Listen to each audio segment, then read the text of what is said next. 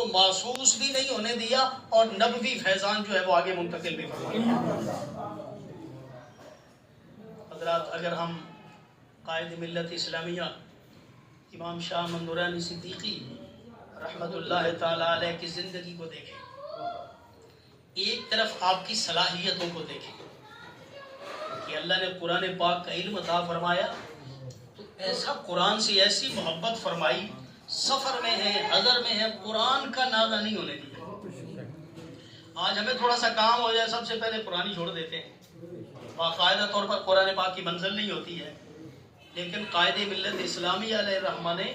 قرآن پاک کو وظیفے کی طرح پڑھا ہے، یعنی ہمیشہ اور پابندی کے ساتھ، جس کو کہتے ہیں نا تلاوت۔ ایک ہوتی ہے قراءت اور ایک ہوتی ہے تلاوت۔ قراءت وہ ہوتی ہے جو آپ کبھی کبھی پڑھ لیں، اس کو بھی قراءت کہتے ہیں، لیکن تلاوت اس کو کہتے ہیں جب آپ باقاعدہ